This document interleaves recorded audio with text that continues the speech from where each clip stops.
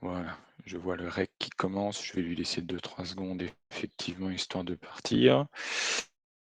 Ok, bon, bonjour tout le monde. Bienvenue pour cette nouvelle édition de Cloud Sud 2023. Je suis Stéphane Trebel, consultant technique chez Whiskel, et aujourd'hui je vais parler de Pulumi. Voilà, donc je ne sais pas si vous connaissez l'outil, je ne vais pas forcément trop rentrer dans la technique, un petit peu quand même, parce qu'on est aussi un petit peu là pour ça. Je vais essayer de vous généraliser un petit peu le propos et aussi pourquoi je veux parler de Pulumi aujourd'hui. Alors, je viens de la société Whiskel. Vous en avez eu rapidement entendu parler quand Guillaume l'a présenté tout à l'heure sur le track 2, donc je vais revenir rapidement dessus, comme ça vous m'aurez fait mon laïus. Voilà, Whiskel, c'est une société qui existe depuis 2015. Nous sommes maintenant 70 passionnés du cloud, de l'orchestration, de la dev, etc. Et nous avons des agences sur Paris, Nantes et petite particularité notable, puisque j'en fais partie, une agence et Whiskel travaille principalement dans le métier général de la cloud native, que ce soit sur du consulting ou sur des stratégies de fabrique.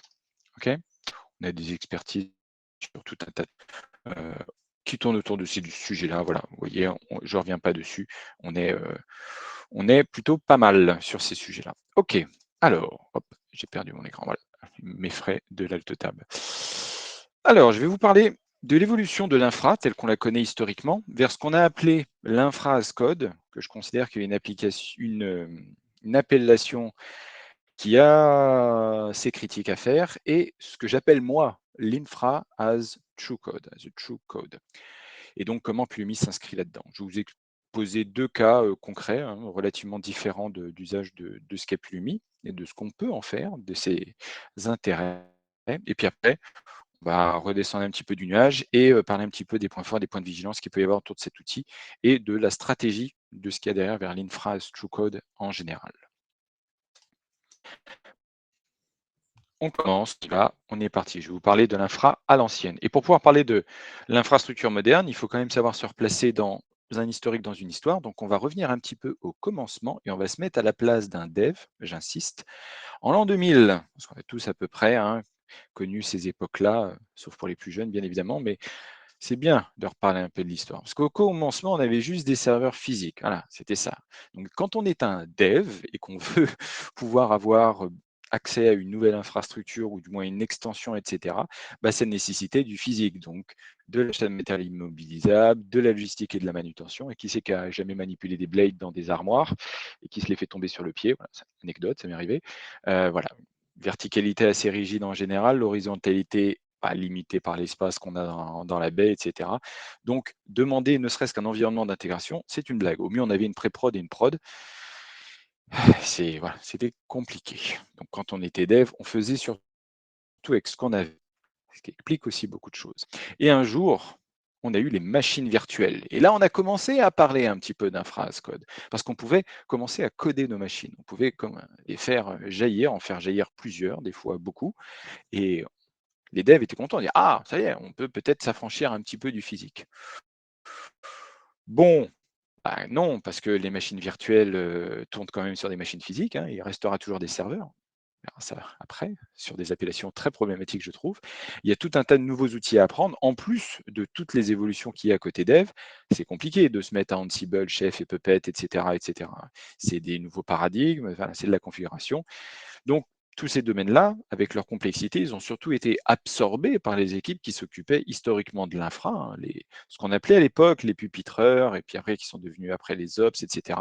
Le terme générique un peu d'infra. Les devs, ils subissent quand même un petit peu toujours. On voulait des serveurs, il fallait des serveurs virtuels, il faut quand même aller demander la permission, etc. Loin encore de ce qu'on connaît aujourd'hui. Et ensuite, il y a eu le fameux nuage qui a déchaîné tant de passion, tant d'intérêt, sur lequel on a dit beaucoup de bêtises en général, mais il y a eu beaucoup d'avancées quand même. L'infra in cloud.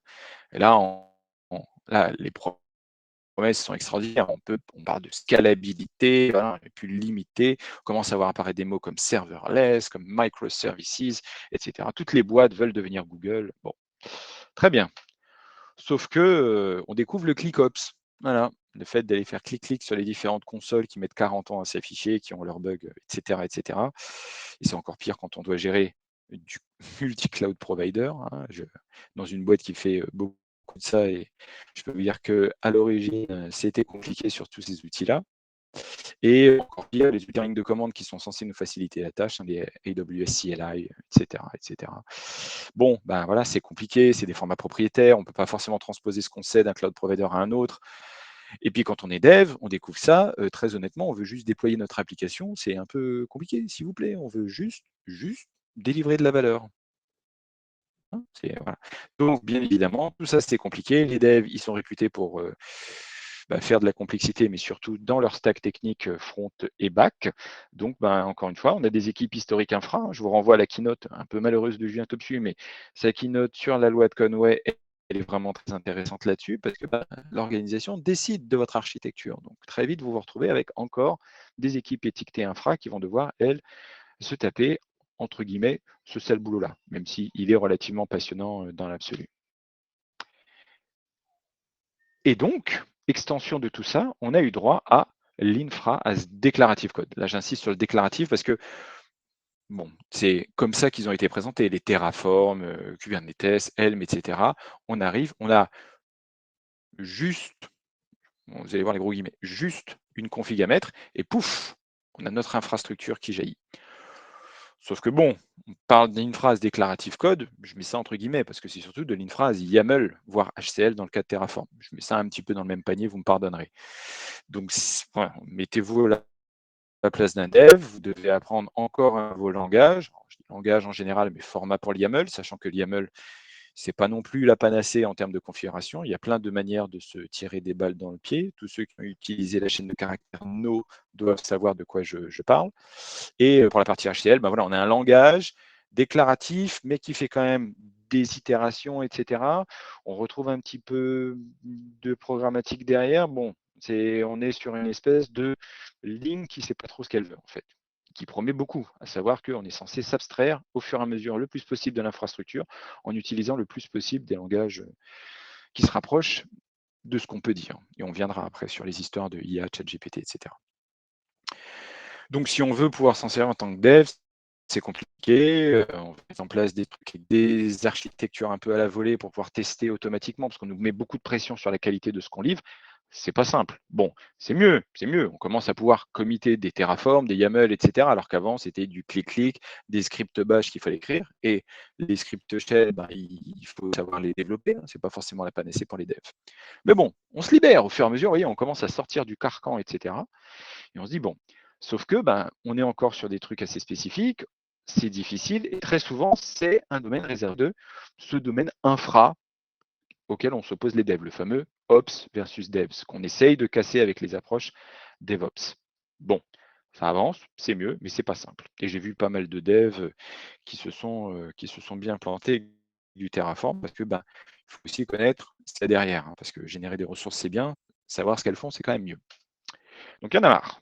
Okay, là, on en arrive à un stade où on nous a promis plein de fois des choses et à chaque fois, on s'est retrouvé avec ah oui, mais en fait, finalement, les promesses, elles ne sont pas tout à fait là et puis il faut attendre la prochaine évolution. Donc non, hein, on va se poser 2 secondes, faire une déclaration d'indépendance des devs vis-à-vis de l'infra.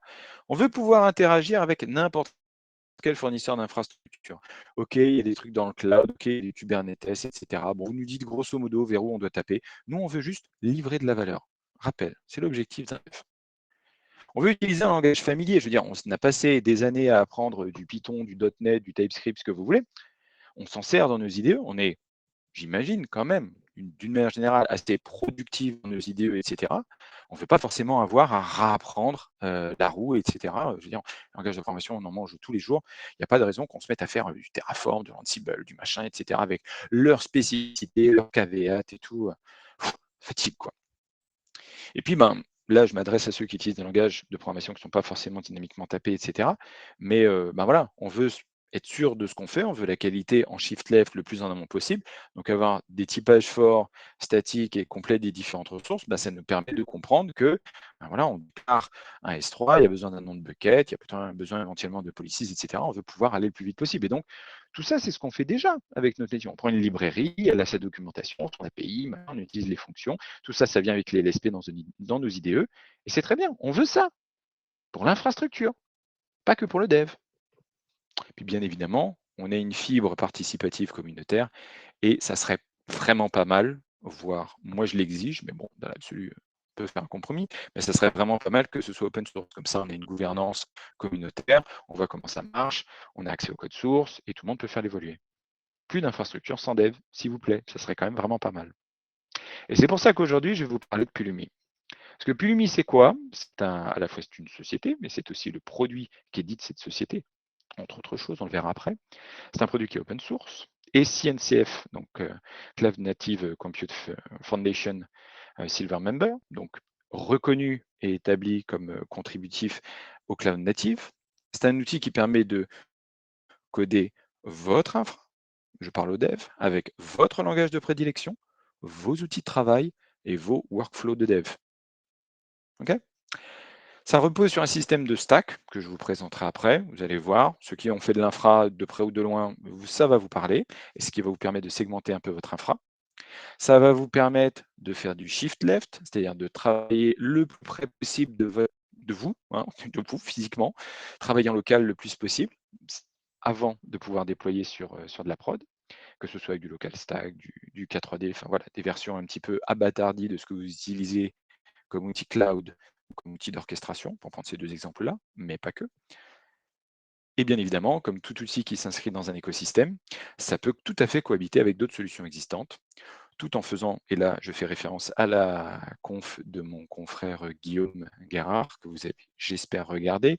Attention, et bien évidemment, au mélange d'outils, à ne pas faire de la surutilisation d'outils. À chaque outil son usage, à chaque usage son analyse. Okay, et c'est un outil, et ça va intéresser, je pense, beaucoup de monde, qui peut utiliser de manière totalement self-hosted, si vous voulez, on-premise, ou il existe bien évidemment, l'argent étant le nerf de la guerre, une partie SaaS payante. Voilà, je vous expliquer un petit peu tout ça. Donc quand je dis vous pouvez utiliser vos langages pour coder votre infra, je veux dire que vous pouvez utiliser vos langages pour coder votre infra. Python, TypeScript, JavaScript, hein, je mets ça dans la même sauce, Go, Java, bien évidemment, C Sharp, .NET. Il y a vraiment de quoi faire. Okay, quelques omissions un peu notables dans des langages un peu plus, j'ai pas envie de dire mineurs, parce que je ne veux pas faire de jugement de valeur, un peu moins répandus en tout cas dans les milieux enterprise. Mais enfin, je veux dire, à partir du moment où on a couvert Python, JavaScript, des TypeScript, Java et puis .NET, puis Go, je pense qu'on a commencé à bien tabler sur les répartitions. Okay, donc l'idée, c'est vraiment ça le pitch, hein, c'est de coder votre infra avec votre langage. Et pour ça, je vais vous montrer deux exemples concrets. Un premier exemple qui va utiliser du Go et qui va essayer de causer avec du Kubernetes, et un autre exemple qui va utiliser du TypeScript pour causer avec de la WS. Voilà. Qu'est-ce que ça veut dire coder son infra avec son langage de programmation avec Pulumi? Voilà, je vous donne un exemple d'un programme en Go, okay, un programme qui va interagir avec un cluster Kubernetes, n'importe lequel, dans l'absolu, un cluster, hein, bien évidemment, c'est votre config qui fera que ça sera un cluster en local, c'est le cas de cet exemple-là, ou d'un cluster qui soit un cluster managé ou un cluster on-premise, ou ce que vous voulez. Kubernetes étant un outil extraordinaire avec une API qui est extrêmement claire. Voilà. Donc un programme en Go tout simple qui fait la création d'un namespace. Bon, je ne rentre pas forcément dans les détails parce que c'est du Kubernetes, mais on crée un namespace. À l'intérieur de ce namespace, on va faire un déploiement d'une application. On va le lier à un service pour exposer les pods de cette application au déploiement nouvellement créé. Et on va récupérer l'adresse IP publique de service pour tout simplement aller voir l'application. Alors, je suis un dev, je vais déployer mon application en utilisant la terminologie Kube et j'utilise pour ça, en Go, l'API Pulumi qui va permettre de dire, pour moi, je trouve que ça se lit quasiment comme de l'anglais. Bon, j'ai mis les commentaires pour vous aider, mais c'est littéralement ça. Là, on est à la place d'un dev, je veux créer un namespace, je lui passe les paramètres, les arcs qui vont bien, je crée mon déploiement avec les arcs qui vont bien en rappelant les éléments qui vont bien.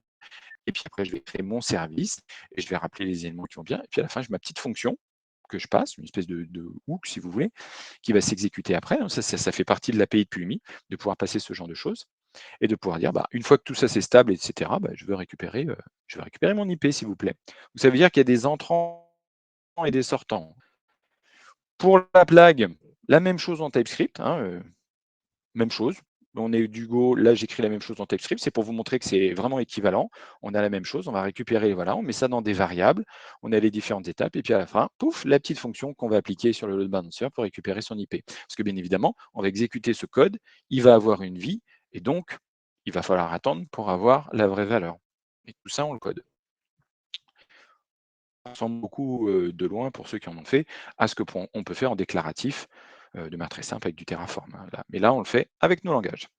Et ensuite, on va utiliser la ligne de commande Pulumi, en l'occurrence la commande Pulumi up, qui va nous permettre ça ressemble un petit peu à du Terraform, hein, d'aller dire, bah, qu'est-ce qui se passe si j'essaye d'appliquer, je up mon code sous la forme d'infrastructure. Donc, Pulumi, ce qu'il va faire, c'est qu'il va comparer l'état théorique qu'il connaît, donc la stack, voilà, on commence à introduire le concept, avec l'état réel de l'infrastructure, il fait un diff, tout bête, et il va nous dire, bah, une fois que ça va changer, bah, le deployment name que je vais te sortir, il va changer. Et bon, là, j'avais un déploiement avant, mais bon, vous voyez bien le truc, hein, c'est pour avoir du rouge et du vert. Donc, j'avais un déploiement, je vais avoir un nouveau déploiement, je vais une IP externe et je vais avoir une nouvelle IP externe que je ne connais pas. L'ID output string, je ne connais pas encore, mais mon diff, il dit ça. Si tu appliques ça pour de vrai, eh ben, on va y aller. On va créer 3 ressources, etc. Et puis après, bon, est-ce que vous voulez vraiment? On peut zapper cette étape-là, hein, je la décompose, mais vous pouvez directement faire le up moins yes, etc. Donc si j'applique, là je suis sur un cluster en local, monté avec du K3D, donc avec les API Kubernetes classiques. Ça mouline, voilà, il fait ce qu'il a à faire pendant le temps qu'il a à faire. Il fait ce qu'il a à faire, service initialization complete. Et une fois qu'il a terminé, qu'il a créé ses ressources, etc., là, il me donne les vraies valeurs finales, à savoir, il m'a créé un deployment avec un suffixe de nom, etc. Donc, je peux récupérer ça. J'ai mon namespace, bon, ça, le nom est statique, en tout cas, il me le rend.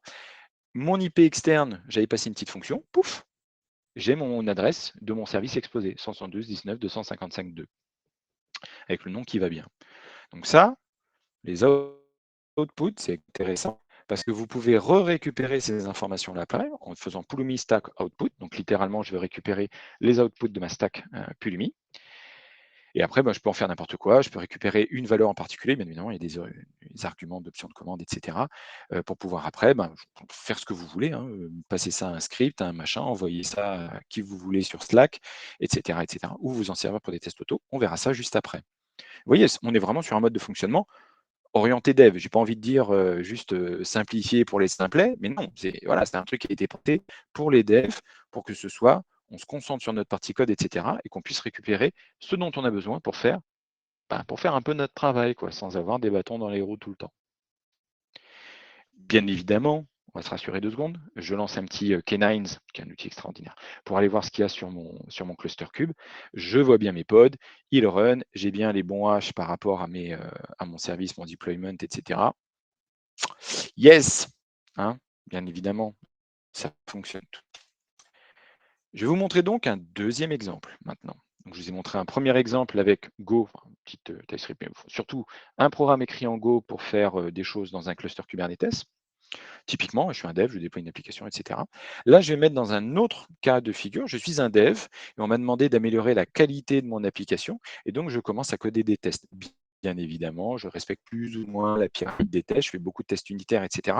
Et on me dit, oui, les tests unitaires, c'est bien gentil, mais est-ce que l'appli, elle marche? Bon, sauf que mon appli, elle repose sur un certain nombre de choses, notamment sur beaucoup de ressources AWS.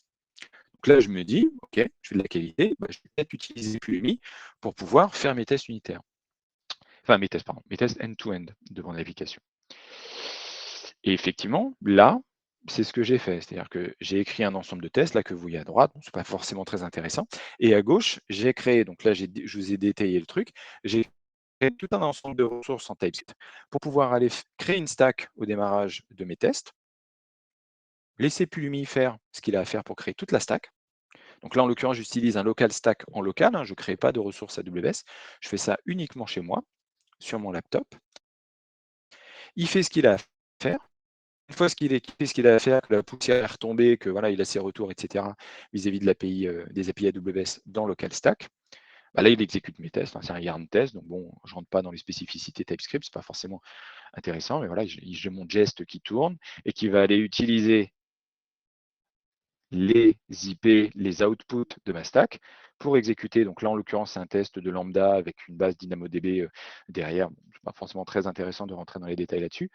On ne va pas en perdre de temps, mais je crée ma stack, j'exécute mes tests vis-à-vis de cette stack en lui passant les paramètres en entrée, hein, juste l'URL, machin, la lambda, etc. Oui, parce que j'ai une API en entrée qui appelle la lambda. Et ensuite, pardon, je ne voulais pas faire ça. Et ensuite, une fois qu'il a fait ça, qu'est-ce qu'il fait? Il retire la stack. Je fais ma stack, je fais ce que j'ai à faire, j'exécute mes tests en l'occurrence, et puis après je supprime ma stack. C'est une stack qui a été créée à la volée, donc vous voyez, il y a un petit hash dedans. Tout simple, vraiment. Et en l'occurrence, je fais tourner mon local stack dans un Docker, et puis à la fin, il retire le conteneur local stack. Bon, histoire de se faciliter la vie. Mais vous voyez là, vraiment, à partir du moment où j'ai ma stack que j'ai codée, etc., je fais rigoureusement ce que je veux derrière. Et ça, c'est extrêmement intéressant. Je n'ai pas eu à faire de Terraform, je n'ai pas écrit une seule ligne d'Ansible, je n'ai pas créé de VM, etc. Extrêmement simple. Je m'arrête à l'exigence maximale qui est de, bon là en l'occurrence, il y a du Docker, mais bon, l'exigence maximale qui est de connaître les ressources que je veux déployer quand même, on va revenir là-dessus, que ce soit côté Kubernetes ou que ce soit côté cloud, mais d'également enchaîner le truc. À partir du moment où c'est fait, voilà, il n'y a pas de... Donc, j'ai beaucoup parlé du terme de stack. Je vais rentrer un tout petit peu dans le détail là-dessus pour vous expliquer ce que c'est qu'une stack côté Pulumi. Donc, c'est une abstraction de l'infrastructure. Voilà, ils ont décidé ça comme ça. Ça vous permet de, grosso modo, dans une stack, vous mettez les ressources que vous allez vous vouloir créer. Et puis après, Pulumi, bien évidemment, va aller relier ces éléments abstraits, mon déploiement, mon service, mon pod côté Cube, et ma lambda, mon API Gateway, ma DynamoDB côté AWS. Donc une stack, ça va être une abstraction de tout ça. Et ensuite, Pulumi va faire le rapprochement avec les vrais ID, les vrais ARN, les vrais hash, les vraies ressources. Bien évidemment, en partant du principe que vous êtes connecté à votre... Enfin, quand vous faites un kubectl, vous avez bien le bon contexte qui est chargé, même si vous pouvez le configurer dans Pulumi, mais voilà, vous voyez l'idée. Et pareil, côté AWS, vous avez votre configuration AWS CLI ou gCloud, Azure, etc., qui est correctement faite. Donc, dans une stack, vous pouvez mettre toute votre infra. Si vous avez décidé de, voilà, c'est suffisamment petit, vous mettez toute votre infra. Ou alors, vous pouvez mettre une partie de votre infra, uniquement ce qui concerne votre partie applicative. Et ça se marie bien avec une approche un peu microservice sur du platform engineering. Vous avez le platform engineering où là, vous avez l'infra avec un grand I majuscule qui arrive et qui dit ouais, nous on met en place les fondations, on fait ça propre, bien, cluster OpenShift, etc.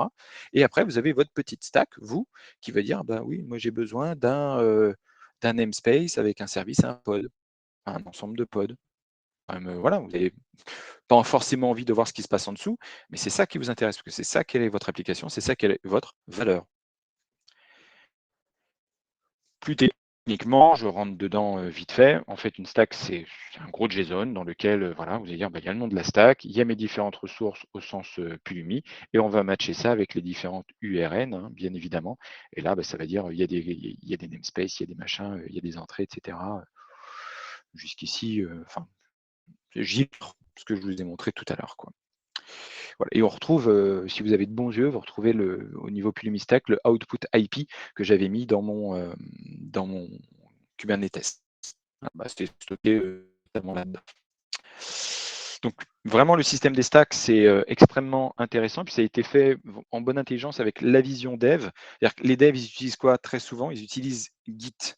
Et le mode de fonctionnement des stacks vous permet de, grosso modo, vous rapprocher un peu des branches. Vous faites un Pulumi Stack Select ma stack, c'est pas très loin d'un Git Checkout ou un Git Switch ma branche, quoi. Vous pouvez transférer vos stacks d'un backend à un autre, hein, c'est des JSON. Vous pouvez rafraîchir avec l'existant, vous pouvez faire vraiment, voilà, c'est relativement souple. Il y a une ligne de commande, il y a des options, etc. Vous avez un historique de la stack, ça c'est pas mal pour savoir qui c'est qui a tout pété. Bon, on se rapproche là aussi du mode de fonctionnement Git, vous avez différentes informations, les hashes, etc. Et puis vous pouvez utiliser un système de tagging, ça aussi, je l'ai fait vite fait sur les stacks, c'est assez intéressant si vous dites, voilà, encore une fois, approche microservice, on va taguer 2-3 stacks de différentes applis pour dire ça c'est la partie payment, ce genre de choses. Voilà, vous avez des regroupements là-dessus. Ça évolue beaucoup pour le coup et c'est pas applicable dans tous les cas. je reste un peu prudent sur cette histoire de tagging, mais le concept, il est en train d'être implémenté un peu dans tous les aspects de Pulumi. Et Pulumi, donc, peut vous permettre, alors vous pouvez gérer vos stacks en local, hein, c'est que des JSON, etc. Donc après, vous vous débrouillez pour ça. Vous pouvez utiliser des remote backend, bien évidemment, dans la même logique que les Terraform et compagnie, où là, votre JSON, vous allez le mettre à un endroit, mais bien évidemment, à vous de gérer les histoires de chiffrement en repos s'il y a besoin de chiffrement, de haute disponibilité et tout. Hein, c'est un JSON. Après, c'est à vous de vous débrouiller. Vous pouvez le mettre sur un bucket, il n'y a pas de souci. Et Pulumi, pour gagner des brousoufs, il propose une offre payante qui est Pulumi Cloud, enfin Pulumi Cloud Service. Donc voilà, je vous mets l'architecture rapidement, mais c'est-à-dire que votre CLI Pulumi, plutôt que de la connecter à votre remote backend ou de l'utiliser en local, si vous voulez vous en servir qu'en local, vous pouvez vous connecter directement en créant un compte plus ou moins gratuit sur apipulumi.com. Et puis, eux, en fait, s'occupent de tout vis-à-vis de vos stacks. Vous avez une GUI, je vous montrerai ça vite fait. Vous avez une GUI, et puis après, vous gérez vos différentes configurations, etc. Et votre ligne de commande vous permet, en allant chercher les infos de votre stack, d'aller les appliquer après sur votre cloud, Azure, AWS, OpenStack, OpenShift, ce que vous voulez. Voilà, donc le chiffrage par rapport à ça se fait aux ressources que vous avez dans votre stack, pas simplement au poids du JSON, parce que voilà, il y a qui gagne de l'argent. Mais bon, je vous ai mis un truc vite fait à côté. Il y a un outil qui vous donne des ABAC pour vous dire si vous avez des lambdas, ça va être plutôt ci. Si vous avez un cluster cube, ça va être plutôt ça. Voilà. Et puis après, vous composez, puisque comme les cloud providers, en fait, plus vous avez de choses complexes, plus ils savent vous tirer du pognon. Voilà. Et puis il y a des ressources un petit peu plus chères que d'autres. Donc là aussi, your mileage may vary, comme ils disent. Mais voilà, comment ils font pour gagner de l'argent, sachant que Pulumi, l'outil CLI lui-même de base, le système de stack, etc., est bien évidemment totalement open source, comme je l'ai dit au début. Et l'IA, voilà. On a beaucoup d'évolutions, en fait, autour des domaines de l'IA. On a du chat GPT, il y a de plus en plus de gens qui veulent utiliser des moteurs GPT, des LLM, etc., pour les aider, pour avoir de l'assistance. On a vu le GitHub Copilot, pour ce qui pourrait parler aux devs. On a pas mal d'initiatives qui tournent au sujet des sujets d'infrastructure, avec plus ou moins de succès, parce que très souvent, voilà, soit c'est des choses généralistes qui vont halluciner, parce que le plus gros problème avec les outils à la GPT, c'est les hallucinations, hein, et on est sur des domaines qui sont assez techniques au niveau de l'infrastructure, donc ça peut vite vous raconter n'importe quoi. Je ne compte plus, et vraiment, je ne compte plus le nombre de fois qu'un de mes administrés juniors, etc., est venu me voir en me disant je comprends pas, j'arrive pas à faire fonctionner ce truc. Et puis quand il avait demandé à ChatGPT comment faire, et ChatGPT lui a halluciné totalement une option qui n'existait ni d'Ève ni d'Adam, et lui il était parti pleine bourre. Donc voilà, voilà, on a des avantages, des inconvénients. Je rapproche ça un petit peu des promesses de l'infra as code. On a beaucoup de promesses autour de l'IA et c'est compliqué. Donc Pulumi, en fait, ils ont une approche qui est assez intéressante. Ils se sont dit, on ne veut pas forcément qu'on nous reproche, si on met en place un truc, d'avoir un machin qui va turbiner grave. Donc non. Ce qu'ils ont fait, c'est qu'ils ont lancé donc Pulumi AI. Je vous donne un exemple là, juste à côté, je vais revenir dessus après. L'idée, c'est d'avoir un moteur qui permette de vous aider à générer du code Pulumi. Et là où c'est intéressant, c'est qu'ils le font tourner effectivement sur du code Pulumi. C'est-à-dire qu'il ne va pas vous halluciner des choses en Terraform, en Ansible, etc. On est sur un scope extrêmement restreint avec une zone d'apprentissage qui est leur zone de confort, j'ai envie de dire, à savoir écrire du code en TypeScript, mais bon, il y a aussi Java, C Sharp, etc. Donc pour créer vos infrastructures. Et l'idée, c'est de tirer ce message-là derrière et de dire, bon, je veux savoir, là l'exemple que je vous donne, c'est I want a static website hosted on AWS using TypeScript. C'est l'exemple canonique de Pulumi. J'en ai testé d'autres, mais celui-là, je l'aime bien parce que quand on est dev, là en l'occurrence un dev TypeScript Node.js, je veux juste avoir un bucket pour pouvoir envoyer mon index HTML buildé et roule ma poule. Voilà, donc il est capable de vous sortir le truc, etc. Donc avec les caveats, il faut utiliser le provider AWS S3, bien évidemment, CloudFront, etc. pour aller appeler les API qui vont bien dans Pulumi côté AWS pour pouvoir charger ce qu'il y a à charger. Voilà, donc l'idée, c'est même si vous ne connaissez pas bien les ressources, etc., tout le monde n'a pas une certification architecte AWS, Azure, etc. L'idée, c'est de vous mettre et de vous faciliter le plus possible, de vous mettre le pied à l'étrier pour que vous alliez après faire appel à des compétences expertes, comme les gens de chez Whiskel, sur le sujet cloud ou d'orchestration pour vraiment des sujets pointus. Mais comme on le dit souvent, l'un des mantras des devs, c'est first make it work, then make it right, then eventually make it fast. Ou scalable, comme on dirait maintenant. Ben, c'est ça qu'on veut en fait, c'est aussi avoir cette possibilité d'avancer sans forcément devoir créer des tickets Jira, ServiceNow, etc. pour pouvoir accéder à un bucket. Voilà, l'idée, c'est ça aussi, quoi. C'est de vous faciliter la vie le plus possible. Bien évidemment, gros caveat, il ne faut jamais prendre pour argent comptant ce qui est à regarder, hein. S'il peut y avoir, bien évidemment, des IAM role policies qui vont être complètement ouvertes, etc. Et bien évidemment, de vous mettre le pied à l'étrier, ça n'enlèvera jamais au besoin d'exigence, de connaissances qu'on peut avoir vis-à-vis de toutes ces ressources et de cette complexité. Je vais revenir justement là-dessus. N'hésitez pas, hein, si vous avez des questions, si vous voulez que je revienne sur un sujet ou un thème, il n'y a pas de... Parce que je vais maintenant résumer un petit peu tous ces aspects-là. L'idée, c'est de se dire, est-ce que, en tant que dev ou archi-solution, etc., c'est une bonne idée, c'est une bonne affaire? Dans quel cas ça peut vraiment s'appliquer? Il y a vraiment des points forts intéressants vis-à-vis de Pulumi. C'est vraiment ça pour la raison pour laquelle je voulais en parler aujourd'hui.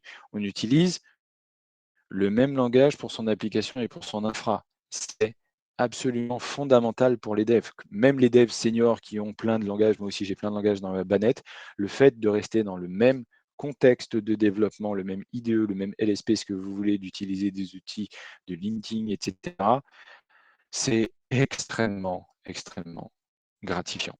Ok, ça vous permet d'avancer, de tester, de penser votre application avant de commencer à se dire ah, mon application, ça va être le nouveau YouTube, le nouveau ce que vous voulez, etc. Non, on n'en est pas là, on n'en est pas là. First, make it work. Vous avez une documentation, ça c'est un vrai plus de Pulumi, je vous montrerai après si vous voulez, mais il y a une vraie documentation complète pour tous les langages. Tous les langages sont, enfin tous les langages supportés, bien évidemment, sont traités de la même manière. Vous pouvez, vous voyez en bas, il y a un bouton TypeScript, Python, Go, C Sharp, Java, YAML. Là, en l'occurrence, j'avais fait une demande vis-à-vis de TypeScript, mais en un clic, j'ai l'équivalent en Python, en Go, etc. Donc là aussi, il n'y a pas de langage qui est mis plus en avant que les autres. Ça, c'est pas grand-chose, mais c'est quand même grand-chose parce que contrairement à certains langages où on va vous dire, ah ben, je prends l'exemple, je n'ai pas envie de taper sur AWS en particulier, mais c'est le cas pour les autres. Mais vous allez voir la doc AWS, ben, et la plupart du temps, ils vont vous dire, quand vous utilisez AWS IALA, il faut faire ça. Ouais, mais moi j'utilise Terraform. Ah oui, ben voilà, pour avoir la documentation Terraform AWS, il faut aller dans le provider AWS de Terraform, etc. Là, en fait, non, vous utilisez votre langage, machin, vous appuyez, vous n'avez pas besoin de réinventer la roue là-dessus. Et donc, la documentation se fait sur des langages que vous connaissez. Donc, vous n'allez pas voir la manière de déployer un array, etc., dans du Terraform quand vous êtes dev. Vous allez comprendre, oui, mais vous allez le reproduire, vous allez mal le faire, vous allez oublier une notion, puis ça va partir en saucisse. Donc, l'idée, c'est diminuer les irritants. Et c'est l'objectif de Pulumi. Je trouve ça assez louable en soi. Bien évidemment, c'est un outil qui sait qu'il y a toute une concurrence, donc on peut importer des HCL, des YAML pour les convertir en code Pulumi, hein, bien évidemment. Vous pouvez faire du Pulumi en YAML, donc il n'y a pas de raison que les YAML soient importés en Pulumi, que ce soit les manifestes cubes, je parlais de Terraform, etc. Donc l'idée, c'est vraiment de limiter les irritants. Et c'est pas très sticky, en plus, Pulumi plus code, après, vous pouvez le retranscrire, hein, il n'y a pas de lézard dans autre chose. Le système des stacks, je vous l'ai montré, hein, c'est très flexible. On peut créer une stack, on peut détruire une stack, on peut la copier, on peut machin. Bon, des fois, on peut considérer que c'est un peu trop flexible, je peux comprendre. Mais l'idée, c'est de se rapprocher de cette flexibilité qu'on a en tant que dev. Et ensuite, bien évidemment, l'un des gros points forts, c'est que Pulumi étant un outil qui est extérieur à la galaxie d'outils d'orchestration et de cloud provider, vous avez des plugins, ils utilisent la terminologie de provider, vous avez des providers pour tout, donc ça se rapproche de la même logique que Terraform, et c'est ce qui a fait la grande force de Terraform. Pardon. La grande force de Terraform, c'est le fait justement d'avoir une interopérabilité, de pouvoir couvrir les API, etc. Donc eux, ils garantissent le fait d'avoir des providers qui couvrent les ressources AWS, GCP, Azure et Kubernetes. Ça, c'est leur grand scope, on va dire, primaire. Et après, pour les autres providers qui sont, bon, je ne vais pas dire un peu moins connus, parce que Alibaba, tout le monde connaît, et puis je pense que côté Chine, Alibaba, c'est 99,999% de leurs usages. nos contrées à nous. Bien évidemment, Alibaba, c'est un peu moins utilisé, Scaleway, c'est un peu moins utilisé. Mais il y a aussi des providers tiers, cette fois, donc maintenus beaucoup plus par la communauté. On retrouve le même modèle que les autres pour faire l'interfaçage avec créer des ressources Alibaba ou créer des ressources Scaleway, interagir, etc. Là où c'est assez intéressant, et on l'a vu aussi côté Terraform, là on l'a vu également, c'est qu'il y a aussi des providers applicatifs. Rappel, on est des devs, je me mets dans la perspective des devs. Quand on est un dev, on doit des fois interagir avec des groupes qui cloquent pour la partie IAM. Cet exemple-là, parce que je travaillais dessus et puis j'ai testé le provider en l'occurrence. On veut créer des groupes, on veut créer des royaumes, on veut faire de la config. Il n'y a pas que de l'infra dans la vie, il y a aussi cette partie un petit peu intermédiaire, socle, qui est l'IAM, la connexion, ou éventuellement il y a des providers pour faire du PostgreSQL, par exemple. Il y a ce genre de choses. Donc là aussi, regardez ce qui se fait, regardez comment c'est supporté, etc.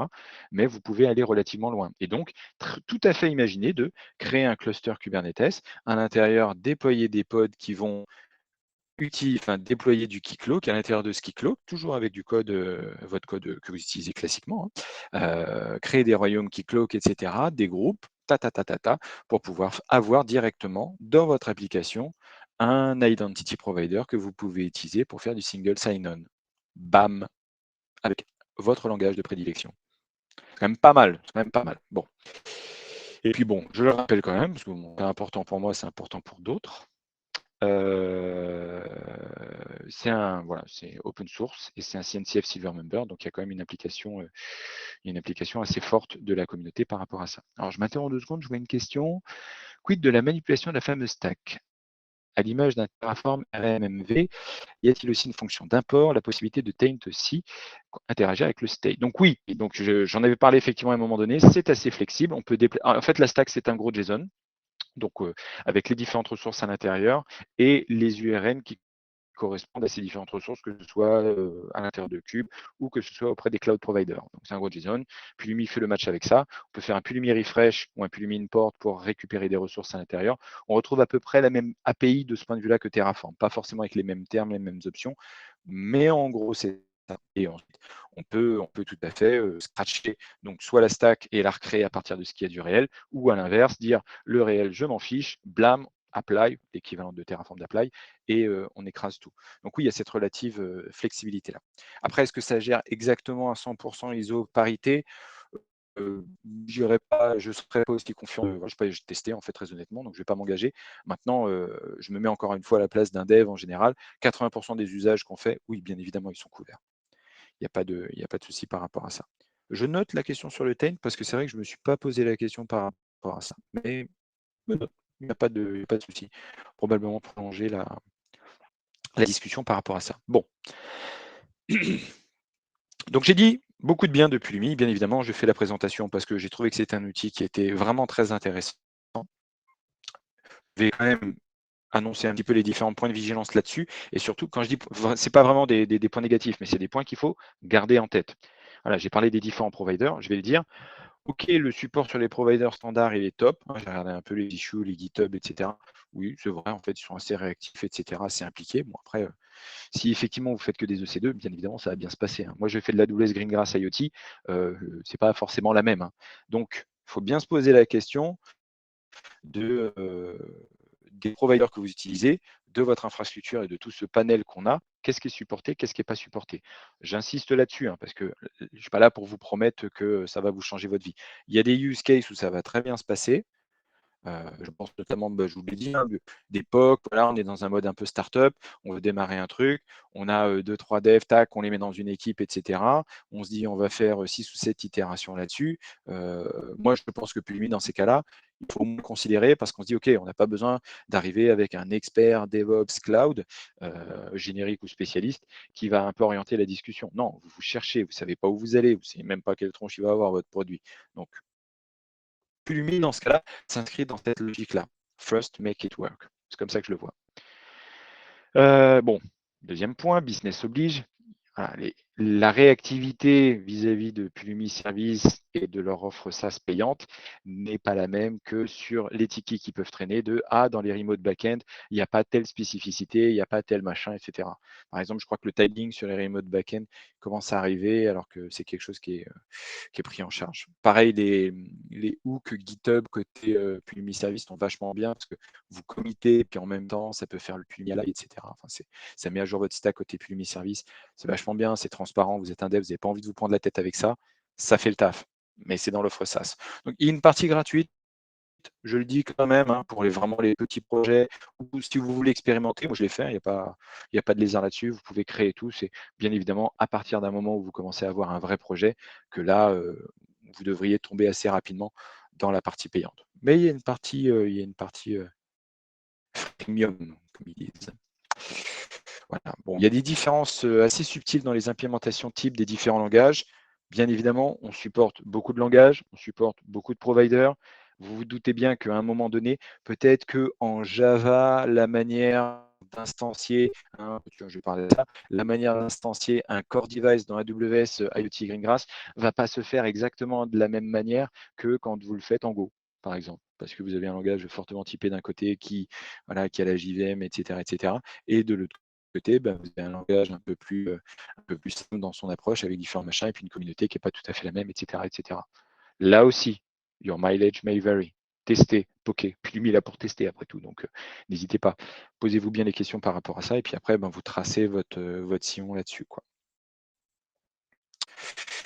On parlait justement avec la question de Sébastien de la manipulation des stacks. Donc ça peut être flexible, ça peut être un peu encombrant parce qu'on dit attends, oui, j'ai mon service là, je l'ai créé là avec une stack, mais tel autre bout d'un autre service, j'ai fait ça avec une autre stack.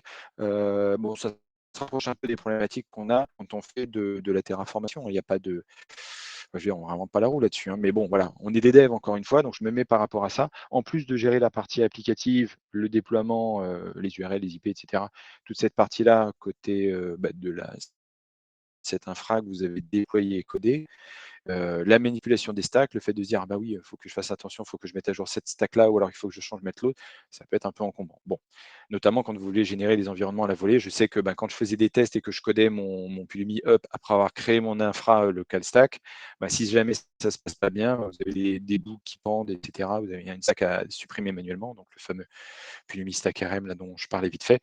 Voilà. Bien évidemment, je veux dire, vous allez traiter d'une infrastructure, donc le fait de la créer ou de la supprimer ou de l'amender va nécessiter un effort. Et ça se fait à travers les stacks. Donc l'API est bien faite, la ligne de commande est plutôt bien faite, je trouve, en termes de développeur expérience, mais il faut garder ça en tête. Vous n'annihilez jamais en fait un élément de complexité. D'une manière générale, quand vous utilisez un outil, vous déplacez la complexité d'un endroit à un autre. Vous la changez la nature, mais on n'annihile jamais la complexité. Avant-dernier point, et ça, je pense que j'aurais peut-être dû le mettre en gras, ça revient un petit peu sur la première partie, c'est que là, je vous parle de Pulumi, que je considère être comme un vrai outil DevOps. Je suis un dev, je fais de l'Ops à travers Pulumi. Royal. C'est exactement ce qu'on veut, en fait, dans l'absolu. Sauf que nos écosystèmes, ils ne sont pas ceux-là. Vous voyez, je parlais, on avait nos serveurs physiques, EVM, puis voilà, mais on a encore, du fait de nos organisations, alors je ne parle pas pour ceux qui sont dans des startups, quoique c'est possible également, mais dans les sociétés qui sont un peu plus établies et qui ont plus de 15 ans pour la plupart d'entre elles, je veux dire, pas mal de choses qu'on connaît aujourd'hui du cloud, etc., qui n'existaient pas il y a 15 ans, même pas il y a 5 ans. Donc il faut temporiser. Et donc la place de Pulumi dans des écosystèmes comme ça, elle est un peu compliquée. On ne va pas demander aux ops de faire du Pulumi du jour à l'autre. Et pareil, les devs, ils sont dans un mode de fonctionnement où jusqu'à présent, on leur a dit très souvent, trop souvent, que l'infra, ce n'était pas pour eux. Un service pour ça, donc voilà. C'est quand même pas simple d'arriver et puis dire je veux juste avoir un peu ma place pour pouvoir faire mon Pulumi et avancer en tant que dev. Je pense que ça, parce que c'est une question d'organisation et surtout de culture, je vous renvoie encore une fois à la loi de Conway et à la presse de Julien. Ça, c'est un vrai problème parce qu'on ne change pas la culture avec un outil, jamais. S'il y a bien quelque chose qu'il faut retenir, c'est ça. Donc, l'idée, c'est de dire comment on peut faire introduire des sujets comme Pulumi. C'est là que moi, je pense que l'approche expérimentale, alors pas expérimentale au sens de ce que vous allez produire, vous allez quand même mettre potentiellement un truc en prod, hein. Et cette approche de dire, je ne veux pas forcément faire une infra qui soit Google Scale tout de suite. Non, non, je commence simplement, hein. Je rappelle quand même à l'assistance que Stack Overflow a fonctionné et fonctionne encore avec 2 gros serveurs et puis des bases de données. On n'est pas sur la scalabilité Kubernetes, etc. Même si j'adore Kubernetes, hein, ce n'est pas la question. Donc l'idée, c'est de se dire, on commence simple et Pulumi permet de commencer simple. Donc à considérer. Encore une fois, je m'adresse surtout aux devs.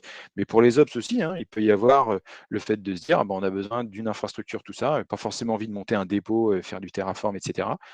Peut dire voilà, arriver puis dire aux devs, vous pouvez utiliser Pulumi, utiliser tel provider, utiliser telles API parce que c'est des API que nous, Ops, on sait, elles sont intéressantes, telles ressources parce que nous, Ops, on sait qu'elles sont utiles, qu'elles sont sécurisées, etc. Et de recréer du dialogue là-dessus et d'avoir, moi je pense qu'on peut beaucoup plus arriver à cette convergence comme ça. Parce qu'il n'y a pas cette espèce de mur de si au bout de 10 ans, tu connais pas Terraform, tu as raté ta vie, quoi. Enfin, DOPS, j'entends. Non, non, bien évidemment, non. Il faut casser ce genre de manière de fonctionner. Voilà, je pense que c'est le point le plus prégnant avec le support en général. Puis après, dernier point, ça c'est mon côté Rustacé. Rust n'est pas encore supporté. Je sais que ça avance. Et en fait, du en général, il n'y a pas que Rust, puisqu'il y a des gens qui demandent du Erlang, etc. Donc des langages qui sont un peu plus confidentiels, même si certains me semblent majeurs. Il y a en fait des évolutions qui sont en cours pour permettre à la communauté de rajouter des langages supportés. Vous voyez le truc? Pas simplement des providers pour causer avec les uns les autres, mais carrément de rajouter des langages pour dire, je crois qu'il y a eu un truc autour de PHP, enfin notamment. Mais voilà, l'idée c'est de se dire ça. Il n'y a pas de raison que, si en fait, PHP, je prends les gens qui font du Symfony, il y a de raison que les gens qui font du Symfony, ils soient obligés d'utiliser un autre langage que PHP pour créer leur infra, après tout. Hein, je veux dire, en plus c'est très bien Symfony, donc il n'y a pas de lézard. Donc là encore une fois, voyez les stacks que vous utilisez. Il y a quand même beaucoup de langages. On parlait de TypeScript, enfin, TypeScript, JavaScript même de base. Je parlais de C#, Java, Python, Go. On commence à couvrir pas mal de cas. Mais bon, gardez un œil dessus, ça peut éventuellement vous intéresser. Donc voilà, moi, à la lumière de ces points forts et ces points de vigilance, je pense qu'il y a clairement une place pour Pulumi. Les choses, moi j'avais fait cette présentation, pour être tout à fait honnête, il me semble que c'était en février au sein de Whiskel, et j'ai amendé en fait des slides au fur et à mesure parce qu'il y avait des choses qui ne supportaient pas, qui sont mises supportées sur le temps de février-septembre, grosso modo 5-6 mois, quoi. La communauté bouge beaucoup, énormément. Je vois de plus en plus de gens. Là, ça monte au niveau des insights et tout. Il y a une légère traction autour de ça. Donc, je me dis, si jamais ça vous intéresse, n'hésitez pas à expérimenter, à regarder un petit peu ce que ça peut donner, parce que ça peut avoir une petite place qui grandit derrière. Je pense qu'il y a clairement une carte à jouer vis-à-vis de cet outil-là. En tout cas, j'en suis persuadé. Et je pense que si je devais faire des POC, très rapidement, je propose toujours. Après, on me dit oui, on me dit non. Après, ça dépend des différents cas de figure. Mais un petit coup de Pulumi comme ça avec un TypeScript, parce que moi je fais aussi du TypeScript, un petit TypeScript dans un coin, et puis après on voit, ok, c'est bon, ça va, et ben là on rentre dans le process, entre guillemets, on serre les boulons, même si j'aime pas cette expression, parce que Pulumi ça fait du code production ready, mais bon, on serre les boulons avec un vrai, et puis là on engage vraiment des choses là-dessus. Je pense qu'on peut s'en passer, et puis pour certains faire directement du Pulumi direct, mais bon, ça peut être ce genre de choses. Ça peut faire échanger différents groupes qui n'échangent, je pense, pas assez, et éventuellement, on peut se projeter là-dessus. Maintenant, il faut être vigilant sur les différents points que j'ai relevés. Voilà. Oui, je voulais aussi remercier CloudSud avant de finir. Hein, merci à CloudSud et merci aux sponsors, Alterway, les filles et les garçons de la tech et Ipon, parce que voilà, c'est un sujet, je pense, qui est important. Et voilà. Donc, j'écoute vos questions. Y a-t-il une fonctionnalité de rollback comme pour Cloud Formation? Ça enlève du stress aux développeurs qui n'auraient pas à se tirer les cheveux suite à un échec de déploiement. Alors oui, il y a moyen. Après, c'est pas aussi poussé que ce qu'on peut avoir sur du Cloud Formation. Oui, j'avais testé un petit peu ça, notamment quand je faisais mes tests de stack. C'est notamment, alors je ne vais pas revenir sur la slide, mais je vous ai montré l'historique. Vous avez un moyen éventuellement de revenir, parce que ça fonctionne avec des diffs derrière, donc on est un peu à la Git. Voilà. De la même manière que dans un Git, vous faites des Git revert pour revenir en arrière, ou des Git checkout head, machin, tout ça, pour pouvoir revenir. Il y a il y a des choses qui se passent bien. D'une manière générale, oui, c'est peut-être pas aussi bien poussé que ça le pourrait. Je pense qu'il y a ce genre de fonctionnalité, mais aussi en premium. Donc là, j'ai pas testé, hein, faute de pognon, côté Pulumi Cloud, leur remote backend. Mais c'est une excellente question. Je vais la noter avec les taints parce qu'effectivement, ça peut être un point à rajouter. N'hésitez pas, hein, j'ai pas une expérience extraordinaire de Pulumi. Moi, je m'en suis servi surtout pour des POC, pour tester différentes choses. J'avais un cas, je voulais tester en fait les 2 grands cas, à savoir, déployer sur une infra, donc en l'occurrence du cube, parce que pourquoi pas. Et l'autre cas, c'était, pour des tests end-to-end. Parce que ça, clairement, c'est les 2 grands cas sur lesquels on est confronté. N'hésitez pas, on a encore un peu de temps. C'est vrai que j'ai parlé un peu vite, c'est toujours le public, on a tendance à parler beaucoup plus vite. Mais je vais juste sur ça, si vous avez des questions par rapport à ça ou sur l'archi, il y a clairement des choses à faire. J'ai surtout testé, hein, pour rebondir là-dessus, et j'ai surtout testé comme langage TypeScript et Go. C'est ce que je vous ai montré. J'avais essayé JavaScript juste pour le LOL, mais je pense qu'en 2023, sauf si on a une extrêmement bonne raison, ils vont se diriger vers des langages typés comme TypeScript. Mais ça avait l'air de fonctionner aussi. Enfin, après, les types ne sont que de toute façon un superset par-dessus ce que fait JavaScript. À la fin, on fait du JavaScript de ce point de vue-là.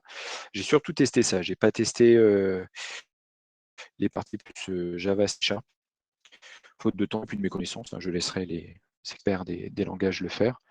Mais de ce que j'ai vu au niveau des issues, il n'y a pas de langage plus mal loti que les autres. Après, ça dépend de leur popularité, entre guillemets. Je pense qu'il y a peut-être plus de gens que ça va intéresser de faire du TypeScript que du F#. Donc peut-être qu'il y a plus de choses à regarder côté F#. Mais par exemple, on peut faire du F#. Voilà, ce qui est déjà une particularité en soi en termes de support. N'hésitez pas, hein, si vous avez d'autres questions ou si vous voulez rebondir. On a encore quelques minutes.